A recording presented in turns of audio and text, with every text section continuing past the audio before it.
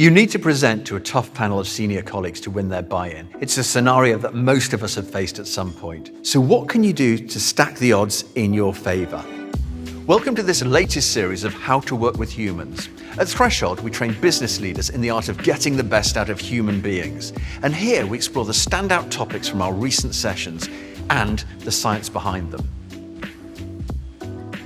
Anya is a brand director in a global consumer goods company with whom we worked recently. She was due to present her new product development plan to the innovation panel in a bid for funding. Now, Anya knew all the usual presentation techniques. She knew how to project confidence, how to use the right language and hit the right points. But she also knew that she needed something extra to give her the edge. With our encouragement, she deployed a smart bit of social psychology. She put in a call to Alex, a VP who she knew would be part of the panel. Flattering Alex, she pointed out that she appreciated how precious the panel's time was, and she wanted to make sure that she did all that she could to use the panel's time as effectively as possible. Alex was impressed by Anya's thoroughness, and of course, she was then inclined to warm to Anya and even passed on some practical advice about what worked well for this group, such as the use of humor, degree of formality, whether they were PowerPoint junkies or not. Asking advice builds relationships in two ways. Firstly, it flatters the person whom one is asking, as it suggests that we value the person's expertise. Secondly, when someone does us a favor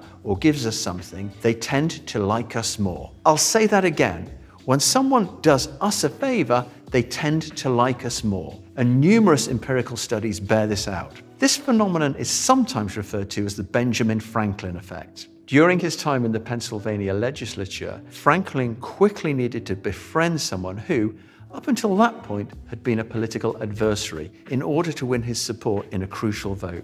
When Franklin heard that his rival possessed what was described as a very scarce and curious book, he wrote to him, requesting that he lend Franklin the book. The political rival obliged. Franklin wrote back expressing his thanks and emphasizing his sense of the favor. Franklin won the friendship and the support of the rival and the vote.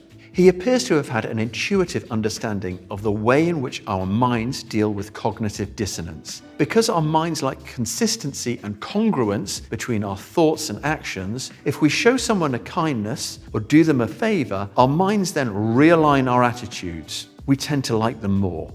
If you want to get along with someone, ask a favor and make a point of expressing gratitude for that favor. But it goes further. Once Alex has given her advice to Anya, she has a stake in Anya doing well. She feels Anya's performance reflects on her. If Anya does well, it fits with Alex's self-concept as someone who reads situations well and gives astute advice. Anya has created an ally in the audience, someone who's rooting for her. Before a presentation, who can you speak to in advance? Asking advice and thereby creating an ally. Remember, asking advice builds relationships. The advisor has an invested interest in your success. If you want to get along with someone, ask a favor of them and make a point of expressing big thanks for the favor. To find out more about Threshold and how we can help leaders in your organization to get the best out of human beings, go to threshold.co.uk. You can watch the rest of our How to Work with Humans series on our channel. Do share and subscribe.